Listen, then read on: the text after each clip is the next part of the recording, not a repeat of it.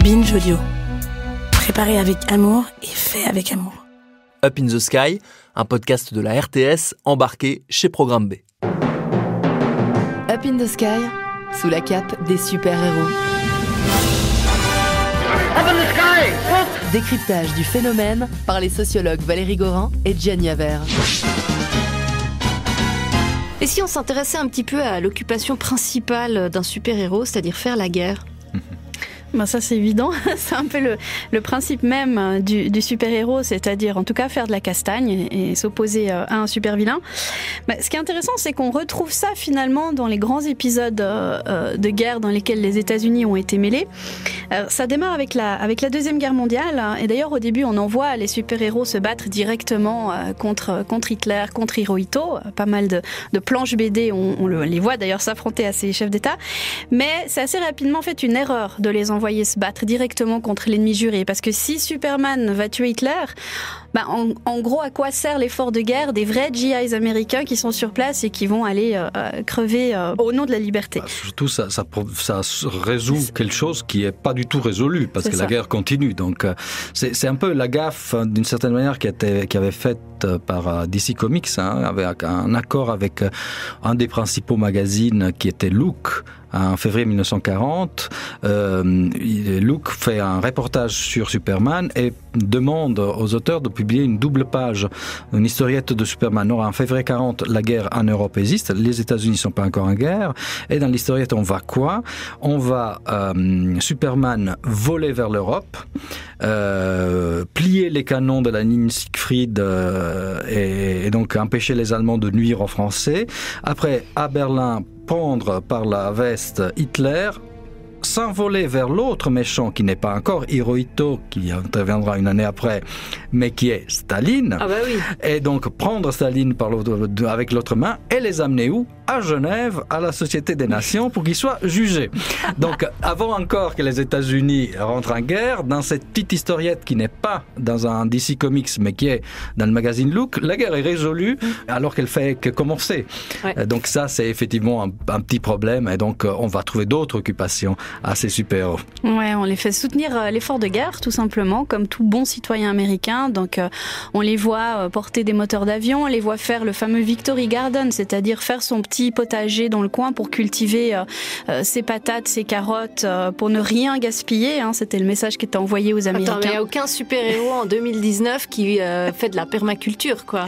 Où sont passés les super-héros bio ? C'est peut-être un autre sujet. Ça pourrait être un beau sujet. Oui. Mais en tout cas, 41, 42, on voit du Superman avec la bêche dans le potager. Ouais, c'est 43. C'est 43, une couverture à mourir de rire. C'est une couverture de 43 qui est assez étonnante, où on voit Superman avec un gros panier rempli de choux, de betteraves, de carottes. Derrière, Batman qui est en train de bêcher un petit jardin potager. Et à côté, Robin qui prend un moment de pause et qui est en train de s'essuyer le front pour montrer la fatigue. Donc ces héros qui ne se fatiguent pas à sauter sur des buildings, à terrasser des super vilains hyper puissants, là ils suent lorsque ils transportent une brouette. Voilà. C'est intéressant le fait que ça existe à l'époque et qu'aujourd'hui ça n'existe plus, ce genre de cas de figure. Ça montre qu'avant il y avait encore beaucoup plus de paysannerie ou de gens qui travaillaient dans l'agriculture, qu'aujourd'hui c'est beaucoup moins le cas. Mais c'est un signal qui s'adresse avant tout aux villes, ou en tout cas aux banlieues, c'est-à-dire qu'il ne faudrait pas, pour assurer, c'est d'ailleurs une politique qui est faite dans tous les pays en guerre, pour assurer l'indépendance alimentaire du pays, il faudrait que pas un seul mètre carré de terrain soit pas productif. Donc on incite, même si on a un petit jardin dans lequel il y a quelques rosiers, de planter plutôt des carottes et des choux pour pouvoir effectivement assurer. Donc c'est un message agricole, mais pas pour les paysans, eux, ils savent ce que c'est. Mais Batman, dans sa Batcave, il pourrait plutôt faire des champignons, ce serait assez honorer l'humanité. Qui, par sa force, son courage, sauvera l'Amérique. Dans cette guerre, on ne peut pas tous piloter un avion ou un tank, mais il y a d'autres façons de combattre. Qui, pour le bien, mènera une lutte héroïque. Achetez des bons de la Défense nationale. Chaque bon acheté représente une balle de plus pour un de nos soldats. Qui chaque jour défendra le rêve américain. Après, ce qu'on voit aussi, c'est qu'il y a toute une création, une immense création de nouveaux super-héros qui démarrent alors à partir de 41. Je crois qu'on en avait répertorié une cinquantaine environ, rien que pour l'année 41, qui alors voit les piocher dans les référents historiques premiers pour les Américains, c'est-à-dire leur guerre d'indépendance, la guerre pour la liberté. Donc 1776. Contre les Anglais. Contre les Anglais, donc l'indépendance américaine. Pas du tout la guerre de sécession, parce qu'elle, c'est au contraire la guerre qui a divisé les Américains, qui les a fait se battre entre eux. Donc c'est surtout pas ça qu'on veut montrer. On veut montrer vraiment l'union sacrée de la nation contre l'ennemi extérieur. Et donc il y a tous les référents, les grands noms du patriotisme américain qui vont devenir en fait littéralement des super-héros. Donc on a un oncle Sam, on a une super-héroïne qui s'appelle USA, en fait simplement USA, mais on féminise complètement le nom. On a comment on la prononce? Est-ce que c'est USA? Est-ce que c'est USA? Après, on a alors pour la fameuse Liberty Bell, qui est la cloche qui a sonné à Philadelphie l'indépendance américaine. Alors on a un Captain Liberty, on a une Liberty Bell avec un E à la fin pour les femmes. Donc c'est vraiment une série qui s'ouvre. Et puis alors il y a le fameux épisode de Shield. Oui, The Shield est le premier en fait. Donc c'est la naissance du super-héros patriotique. Donc le numéro est daté de janvier 1940. Donc on est bien avant que les États-Unis soient en guerre. Donc il faut savoir que les comics sont toujours datés de 2-3 mois après, donc ça veut dire qu'il est sorti en 39 déjà, ce comics. Ils sont post-datés simplement pour qu'il reste plus longtemps dans les kiosques et donc soit plus facilement vendu pendant plus longtemps. The Shield, donc qui est un héros aux couleurs américains, donc blanc, bleu et rouge, qui a un bouclier sur sa poitrine qui donnera et inspirera fortement la naissance de Captain America au point qu'il y aura un procès fait par Pep Comics qui produit The Shield vis-à-vis de celle qui n'est pas encore Marvel, c'est encore Timely Comics, et qui va être perdue par la future Marvel, et c'est là où le bouclier de Captain America, qui était en forme triangulaire, va devenir rond. Alors ça sera un cadeau du président Roosevelt qui lui offre un nouveau bouclier, mais en fait c'est pas ce qu'il a perdu. Lequel de Roosevelt? Franklin. Ah oui, celui de la Seconde Guerre mondiale, oui.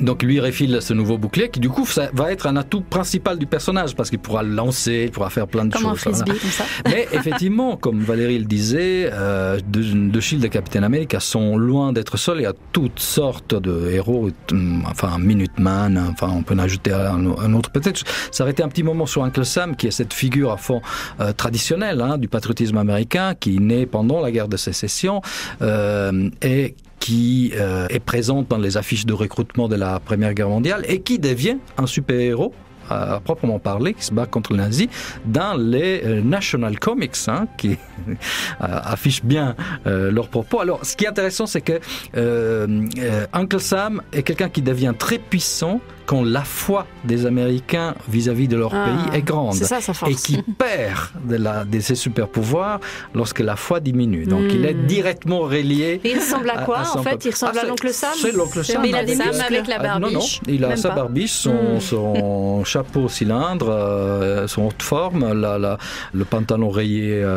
blanc et rouge. Tout renvoie à ce qu'a fait finalement la fierté, les valeurs ou la force américaine pendant leur guerre d'indépendance. La fameuse Liberty Bell, elle tire son pouvoir d'une cloche qui sonne. Donc on est vraiment finalement dans la référence toute simple de ce qui a mobilisé les Américains pour aller lutter contre l'anglais. C'est pas des super pouvoirs aussi spectaculaires que ça, mais par contre ça permet aux Américains d'ancrer complètement leurs valeurs historiques, leurs fameux grands épisodes historiques, au patriotisme et aux super-héros. Les bureaux de recrutement sont débordés depuis que votre photo a fait la une. Il serait dommage qu'un soldat qui est un symbole national reste caché dans un laboratoire. Mon garçon, vous voulez servir votre pays. Seriez-vous prêt à combattre sur le plus important des fronts? Sénateur, c'est tout ce que je demande. Alors je vous félicite. Vous venez d'être promu. Alors là où ils peuvent pas raconter n'importe quoi, j'imagine, c'est pendant la guerre du Vietnam. Alors là, c'est un peu plus complexe. On en saute il y a la guerre de Corée. Il y a la guerre de Corée entre deux. C'est vrai, tu as raison. Alors, peut-être 2 mots sur la guerre de Corée, même s'il n'y a pas grand-chose à dire. C'est la guerre de Corée coïncide avec une perte de vitesse des super-héros après la Deuxième Guerre mondiale. Donc, il y a beaucoup de titres qui sont arrêtés pour aller chercher dans des genres qui à l'époque marchent beaucoup mieux, qui sont beaucoup plus gore, qui sont les horror comics et les crime comics. C'est justement ces deux genres qui sont bloqués par le Comics Code 1.54. Mais la guerre de Corée finit en 53, donc entre 50 et 53, on est encore dans un vieux modèle, mais on a peu de super-héros sous la main. Donc il y en a effectivement qui sont envoyés en Corée, quelques-uns. Hein. Et il y aura par exemple Captain America qui à l'époque se ajoute le sobriquet de Commie Smasher à son nom de Captain America qui va se battre accessoirement là-bas. Il y a un Captain Marvel mourant parce que Captain Marvel sera bloqué effectivement par la cessation d'activité de la facette 1.53. Donc en 1.52, il a juste le temps de faire une petite boucle, éliminer quelques communistes en Corée. Donc ceux qui sont encore là, ils vont être employés. Mais sinon, la guerre de Corée est avant tout couverte par le War Comics, qui est le comics de guerre qui voit des GIs avoir des actions importantes. Ça posera un problème pour avoir la même logique pendant la guerre du Vietnam. Parce que au fond, pendant la guerre du Vietnam, il y a l'introduction du draft, donc de la loterie qui décide au fond quelle personne va partir au Vietnam avec tous les risques que cela comporte, et que les adolescents qui lisent les comics sont ceux qui potentiellement pourraient recevoir la fameuse petite lettre qui les invite à se rendre dans une caserne pour aller au Vietnam. Donc c'est un sujet chaud, c'est un sujet gênant, c'est un sujet qu'on laisse à quelques comics de guerre, mais qui n'empêchera pas quand même à un certain moment de faire plaisir aux GIs qui lisent quand même ces comics. Alors il y aura par exemple pour la première fois de l'histoire Superman qui va intégrer l'armée pendant la guerre du Vietnam. Il va être parachuté mais sans parachute bien sûr au Vietnam. On n'a pas besoin. Parce que les soldats sur place avaient demandé au fond que les super-héros s'engagent un peu plus dans cette guerre. Et donc voilà, il y en aura d'autres. Peut-être Valérie on crée en fait littéralement à ce moment-là des nouveaux super-héros. Donc c'est quand même l'apparition d'Iron Man pendant la guerre du Vietnam. On a Thor aussi qui est créé en 62 et là c'est en plein dans la fin de l'épisode Cuba qui vient de gagner la révolution castriste. Mais qui ira aussi au Vietnam. Thor, et qui ira ensuite au Vietnam. Donner quelques coups de marteau au Vietnam. Le bon blond, il n'est pas américain en l'occurrence, parce que c'est le seul qui est littéralement pas un humain mais un dieu. Mais en fait on a vraiment à ce moment-là la seconde vague, on est dans le Silver Age qui a commencé à la toute fin des années 50, cette seconde grande vague de création de super-héros. Et ces super-héros qui vont devenir alors aussi des AAA, ils deviennent aussi célèbres que Superman ou Spider-Man, et qui vont ensuite évoluer, on les retrouve finalement exactement dans les contextes ultérieurs. Alors ils vont durer tout le long de la guerre froide, et puis on les a réactualisés en fait depuis le 11 septembre, qui est on va dire le dernier grand traumatisme vécu par les Américains, et qui cette fois elle les a replacés dans un cadre qui est plutôt celui du Moyen-Orient. Donc on a réactualisé en fait au cinéma la renaissance d'Iron Man. Elle se fait plus au Vietnam, mais elle se fait en Afghanistan. Il est prisonnier des talibans, ce qui permet vraiment alors cette fois d'allier la nouvelle propagande américaine contre l'axe du mal qui est contre le terrorisme, et on est sorti du vieux schéma binaire USA-URSS. C'est d'ailleurs assez intéressant comme ce terme, l'axe du mal, qui avait été sorti par George W. Bush, est un terme qui est carrément emprunt au monde des super-héros. Enfin, je veux dire, c'est la science-fiction, quoi. Quand tu sors l'axe du mal, enfin, je veux dire, qui aurait imaginé diplomatiquement sortir cette expression-là, à moins de vivre dans un pays où finalement la réalité et le monde des super-héros sont en constante rencontre, finalement. Bon, c'est une référence aussi historique très claire à l'axe. Pays de l'axe. Oui, mais il n'y avait pas le mal. Non. Effectivement, c'est intéressant. Effectivement, ça aurait pu être un truc sorti par les comics patriotiques des années 40. On est d'accord. Mais c'est vrai que la guerre froide, c'est important parce que je pense qu'effectivement, on ne comprend pas la mythologie super-héroïque du Silver Age sans l'implication de la guerre froide qui vraiment est à la base de tout, l'âge atomique. Il ne faut pas oublier que le premier ennemi... pour la course aux étoiles, on a toute la conquête, la naissance des Quatre Fantastiques, qui est quand même liée aussi à la course entre les États-Unis et l'URSS, l'armement avec les missiles. Donc on est dans cet univers qui est aussi celui de l'hyper-militarisation, qui est aussi très bien incarné par Iron Man, qui est quand même à la tête d'un empire militaro-industriel. Donc ces liens-là se font et ont été réactivés depuis la guerre en Irak. Monsieur Stark, Excusez-moi, Monsieur Stark. Oui. Christine Everhart, Vanity Fair Magazine. Je souhaiterais vous interroger. Elle est mignonne. Bon, je lui parlais. Bonsoir. Bonsoir. Oui. Je peux? Oui, je vous écoute. On voit en vous le Léonard de Vinci du siècle. Qu'est-ce que vous en dites? N'importe quoi, je ne suis pas peintre. Et que dites-vous de votre autre surnom, le marchand de mort? C'est pas mal. Bien, je vais être sincère. Mon vieux avait une philosophie, la paix, ça veut dire en avoir une plus grosse que le voisin. Réplique idéale de la part du grossiste. Mon père a combattu les nazis et travaillé sur le projet Manhattan. Énormément de gens, comme vos professeurs à Brown, l'auraient appelé un héros. Et énormément de gens l'ont appelé profiteur de guerre. Allez-vous écrire que nous avons économisé des millions avec nos progrès médicaux et technologiques ou aboli la famine avec nos récoltes propres? Ce sont là des innovations financées par l'armée et le trésor. Waouh! Et avec une utilisation de l'ennemi repéré dans le chef politique du pays adversaire, hein, tout comme on l'a fait pendant la Deuxième Guerre mondiale. C'est-à-dire que, par exemple, la naissance de Ant-Man, son pré-ennemi est Nikita Khrouchtchev. Hulk, dans sa première aventure, se bat aussi contre Nikita Khrouchtchev via la gargouille, qui est une création de Nikita Khrouchtchev. Donc le personnage de Khrouchtchev est très présent dans les années 60, dans la création de ce nouveau personnage. C'est l'ennemi numéro 1. Parfois on l'appelle Mr. K, d'ailleurs. Ok. C'est intéressant parce qu'on parle de plus grosses menaces, donc des plus grosses explosions, la guerre nucléaire, et du coup, ça permet, j'imagine, de fantasmer sur des scénarios beaucoup plus catastrophistes chez les super-héros. Ça permet d'atteindre une autre dimension. Dans l'univers du cinéma, je la trouve beaucoup plus marquée parce que on n'est pas dans des rixes de rue. On est dans des destructions complètes de cités entières, qui a d'ailleurs été très bien montré dans la Avengers 2. On a cette petite ville-république de Sokovie qui est littéralement décrochée du socle terrestre, emmenée, catapultée. Ah oui, ce garçon se nomme Charles Spencer. Un garçon épatant, étudiant en informatique, très bien noté par ses professeurs. Un petit boulot d'appoint en attendant un vrai poste à la rentrée. Mais d'abord, il a voulu voir du pays avant de s'enchaîner à un bureau pour la vie. Bourlinguer, quoi. Et pourquoi pas rendre service. Et il n'est parti ni à Las Vegas ni en Floride, ce que moi j'aurais choisi, ni à Paris ou à Amsterdam pour faire la fête. Il a décidé de passer toutes ses vacances à monter des logements pour les pauvres. Et où ça? En Sokovie.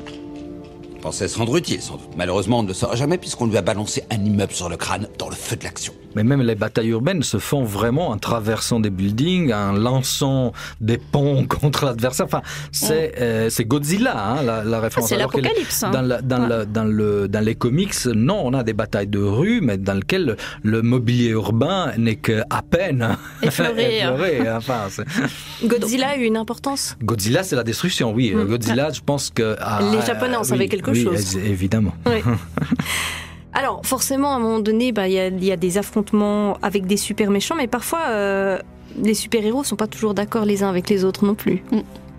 Alors c'est un casse-tête pour les éditeurs parce que vous voyez l'univers des super-héros est varié, mais on a généralement une répartition des fans. Hein. Vous avez les fans de celui de l'un, les fans de l'autre, et lorsqu'on fait des crossovers de combat ou même lorsqu'on fait, on va en parler plus tard, des alliances de super-héros, vous ramenez à un seul produit culturel des fans de chacun des super-héros. Donc on est dans la confrontation, mais on est dans une confrontation dans laquelle il faut évidemment qu'il n'y ait ni gagnant ni perdant. D'ailleurs, dans les crossovers entre DC et Marvel qui ont eu lieu déjà dans les BD, chaque détail de coup de poing est négocié au niveau du contrat pour que le super-héros de l'un ne sorte pas perdant par rapport au super-héros de l'autre et inversement.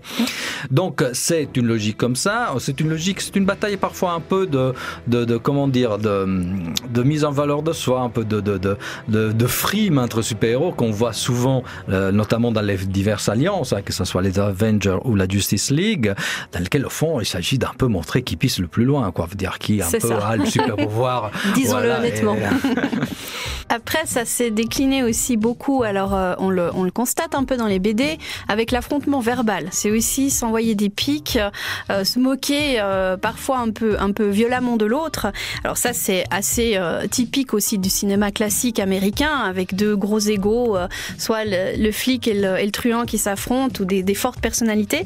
Mais ça s'est développé de manière un petit peu plus intéressante dans le cinéma de ces 10 dernières années sur les super-héros. Ils ont développé en fait tout un langage ou toute une forme de sarcasme et d'humour. Les super-héros s'insultent entre eux. Je vous interdis de me toucher. Alors ne me volez pas mes affaires. Je crois que vous ignorez qui vous avez devant vous. La Shakespeare Parade?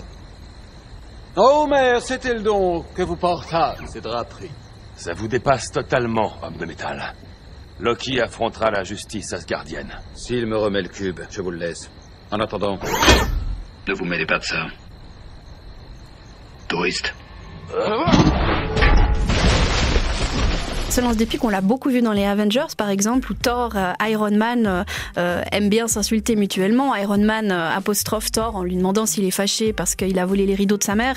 Et donc on a cette espèce d'humour complètement décalé, mais qui permet finalement d'éviter l'affrontement physique entre eux et de risquer, d'en humilier un et donc par extension d'humilier les fans de ce super-héros, en passant par un affrontement verbal qui permet d'ajouter un élément supplémentaire qui est vraiment celui du sarcasme et de l'ironie, qui a particulièrement bien marché. On l'a vu aussi beaucoup dans Thor 3. Il est complètement raté par contre cet humour dans Aquaman. Qui permet de jouer sur ça. Et puis alors il y a aussi un autre type d'affrontement puisqu'on revient finalement aux valeurs américaines qui sont incarnées dans ces super-héros, c'est l'affrontement idéologique. Et là, on a vu les clans qui se sont formés les plus célèbres. C'est pas un super-héros contre un autre, c'est des super-héros contre des autres. Et là, on a le fameux Captain America Civil War. Donc déjà dans le comics, on a vraiment deux clans qui se forment puisque les super-héros, les Avengers en fait, suite à la destruction de cette ville de Sokovie, doivent signer les accords de Sokovie. Donc on retombe finalement dans quelque chose de très contemporain et de très humain, comme n'importe quel accord qui pourrait être signé via les Nations Unies. Qui exige en fait que ces super-héros soient policés, qu'il y ait une forme de contrôle des gouvernements sur ces super-héros. Et alors là, il y a le clan Iron Man, typique, le super-héros qui représente finalement l'alliance avec, en tout cas, le gouvernement américain et l'industrie militaro-industrielle américaine, qui est d'accord en fait d'être soumis à cette forme de contrôle. Et puis le patriote totalement pur, qui est Captain America, qui va partir avec son clan à lui. Et donc, c'est cet affrontement assez violent entre deux systèmes idéologiques qui discutent finalement qui est celui qui a la meilleure morale. Ce qui est intéressant par rapport au public, parce qu'il y a toujours un public qui pense qu'il peut se faire justice avec lui-même et qui ne peut pas faire confiance au gouvernement. C'est ça. Et une autre partie qui dit que oui, on doit faire confiance à l'Amérique. C'est le grand dilemme du justicier, en fait. Jusqu'où commence le justicier, où commence le brigand qui se fait justice tout seul. Et c'est aussi la thématique de Watchmen. Je me suis efforcé de ressentir chacune des morts. Et de voir le visage de chaque innocent que j'ai tué pour sauver l'humanité.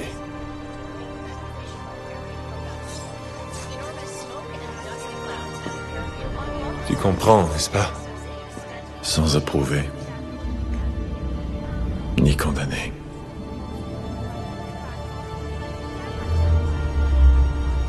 Oui, je comprends. Au fond, on apprend à la fin du film, j'espère pas spolier, mais bon, le film est assez vieux, qu'au fond, on ne se bat pas contre un super méchant, mais contre un des super-héros. Parce qu'effectivement, il y a une vision très différente du but final qu'on veut amener à la planète Terre.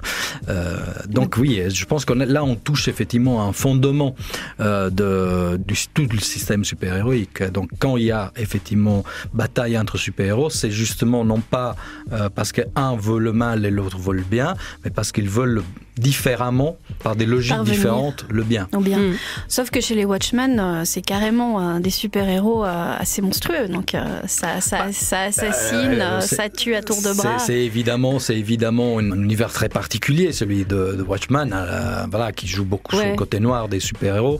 Et là, pour revenir effectivement à la guerre du Vietnam, on a vu Superman qui intervient héroïquement au Vietnam, débarrassé de Viet Cong. Là, le comédien est quelqu'un qui a commis au Vietnam des choses affreuses. Donc, c'était une critique très forte de l'auteur Alan Moore contre justement les comics, une lecture différente. Des crimes de guerre, les crimes de guerre américains. Il y en a beaucoup qui sortent à ce moment-là dans les médias, donc je pense que c'est aussi un effet miroir.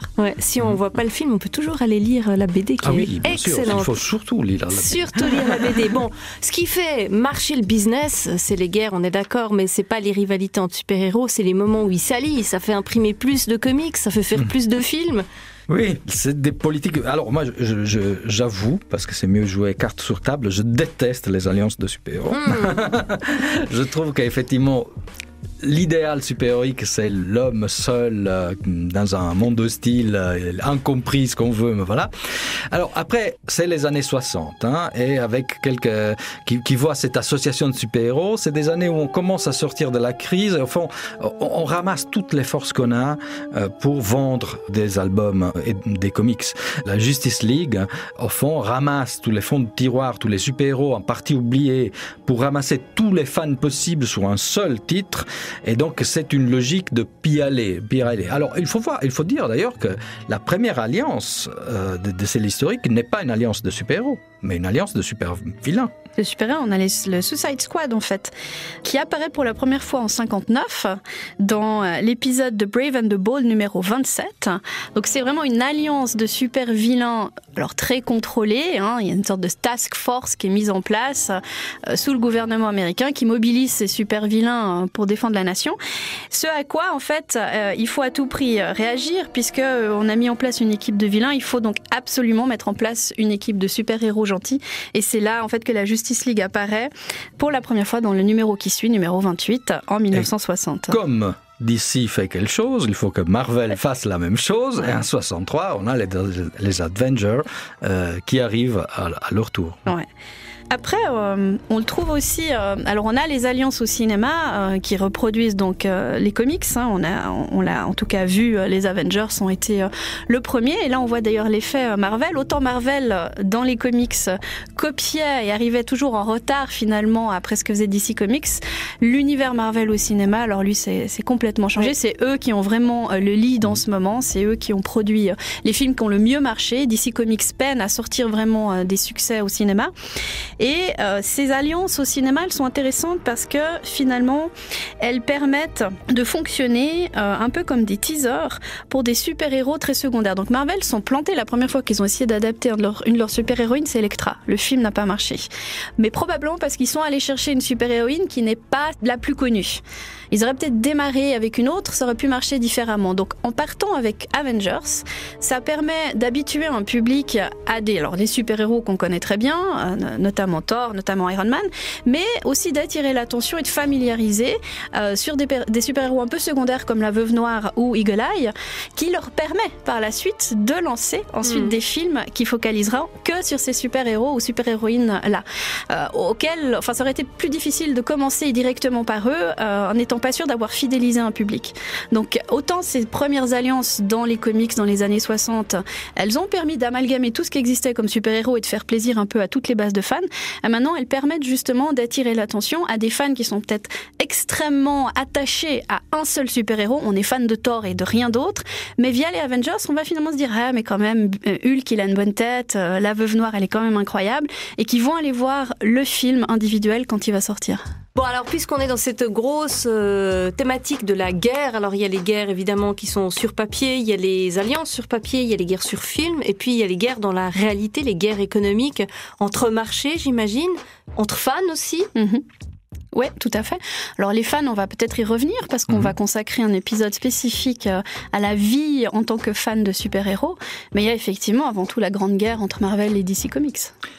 Oui, mais cette grande guerre-là est une guerre tardive. Elle arrivera quand Marvel aura les épaules assez solides, c'est-à-dire assez tard. Marvel commence pas avec le nom Marvel, elle s'appelle Timely au début, elle changera de nom par la suite dans les années 50 à un Atlas, et seulement après elle deviendra Marvel. Et là où il sera vraiment forte, ça sera effectivement à la période du Silver Age, même s'il a déjà quelques personnages qui marchent bien. Mais le grand adversaire de DC Comics, qui est au début l'inventeur du genre avec Superman, c'est Facette. C'est Facette et Captain Marvel, le vrai, le premier. C'est celui qui n'est ni Shazam, ni le Captain Marvel de Marvel.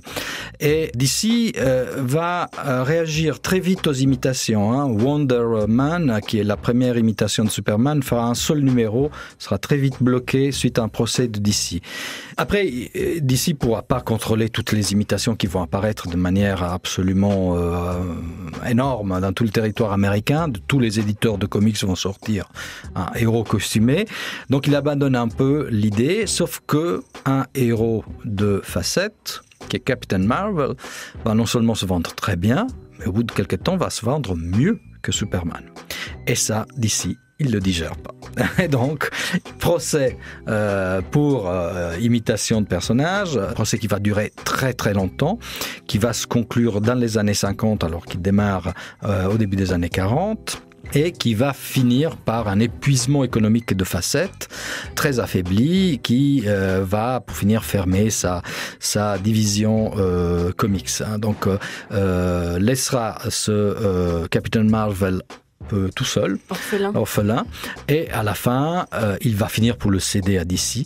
DC qui va récupérer le personnage, mais pas le nom. Parce que entre-temps, évidemment, Marvel est devenu Marvel, donc elle avait racheté le nom dans les années 70 à ce qui restait de la facette. Donc, ce personnage sera splitté en deux. C'est un personnage extrêmement original. On va le décliner simplement. Il y aura Miss Marvel, Marvel Kid, enfin toutes sortes de... Et qui, pour finir, donnera quoi ? Donnera 2 adaptations qui vont sortir cette année, qui sont Shazam chez DC et Captain Marvel dans la version féminine chez Marvel. Or, le personnage original vraiment se voulait différent de ce qui existait parce que, justement, c'est le premier super-héros qui fait des références à l'univers mythologique. Or, Marvel en refait un demi-extraterrestre comme Superman. Et c'était un super-héros sérieux, très fort. Le premier a inventé le vol. Et le Shazam de DC Comics en fait un petit bouffon loufoque, un ado attardé qui se retrouve dans un corps de super-héros et quasiment un film comique. Tu résistes aux projectiles! Je suis super par balle. Vous êtes mort. Désolé pour votre vitrine et me remerciez pas de vous avoir sauvé les voleurs. Ah tiens, ça va vous? Moi je suis un super-héros. Donc le pauvre Captain Marvel sera humilié vraiment jusqu'à la fin des temps par vraiment une remise au pas de son originalité qui est rémoulée à part effectivement le côté féminin, mais qui aujourd'hui n'étonne plus personne. Il y a beaucoup de héros féminins, mais voilà. Alors ça a été une grande guerre. Ce qui est intéressant de savoir, c'est que Marvel, la première fois que les éditions Marvel utilisent le nom Marvel, c'est en lançant un album qui s'appelle Marvel Comics, mais à l'époque les éditions s'appellent encore Timely, et s'ils choisissent ce titre, c'est justement pour exploiter le succès de Captain Marvel, des facettes. Donc voilà, même le nom de Marvel vient au fond d'une certaine manière de ce personnage. Important donc de le ressortir aujourd'hui sous forme de film. Exactement. Ouais. Et après, on voit aussi la domination économique de Marvel dans le cinéma, qui n'arrête pas de grignoter des patentes à droite à gauche pour finalement récupérer dans son giron des personnages qui lui appartiennent d'origine. Donc notamment le cas de Spider-Man. Il y a eu ce cas avec Sony Pictures, qui était une sorte de locataire historique de la licence de Spider-Man et qui a donc produit parmi les films qu'on a vus. Alors il y avait notamment la trilogie avec l'acteur Tobey Maguire. Et puis il y a eu un accord historique signé avec Marvel en février 2015 à plusieurs millions de dollars qui a permis à Marvel de récupérer dans son giron, dans son écurie, comme on les appelle maintenant, le personnage de Spider-Man. Et la manière de marquer et de dire aux fans, voilà, c'est bon, on l'a récupéré, il est de nouveau parmi nous, c'est dans Captain America Civil War. Monsieur Parker. Mais qu'est-ce que... bonjour, appelez-moi Peter. Tony. Mais qu'est-ce que vous venez faire ici? Te rencontrer, tout simplement. Tu as bien reçu mes mails. Oui, au sujet de... Je savais pas que t'avais gagné la bourse. La bourse. De la Fondation Septembre. Ah oui. Voilà. Tu te souviens de ta candidature? Oui. Je l'ai approuvée. Il nous reste donc plus qu'à nous mettre d'accord. Où on voit effectivement le personnage de Peter Parker, tout jeune, qui va se faire récupérer par Iron Man, qu'il a vu sur des vidéos, qui va lui donner son premier vrai costume digne de ce nom, et puis qui va venir se battre finalement avec le clan Iron Man contre le clan Captain America, et qui est une manière de le marquer. On le voit pas beaucoup, mais on le voit, et c'est une manière de dire voilà, il est de nouveau rentré dans notre écurie. Et il y a eu ensuite le film Spider-Man Homecoming, de retour à la maison. Le titre n'est pas anodin, pour dire voilà, il est de nouveau avec nous, nous l'avons récupéré à Sony. Et Sony a eu un rôle fondamental dans le lancement de la série de super-héros Marvel, parce qu'au fond, au début de tout, il y avait les films de Spider-Man, les tout premiers. Oui. Sinon, avant, c'était Batman, c'était Superman qui avait une présence bien plus importante. Collar 3.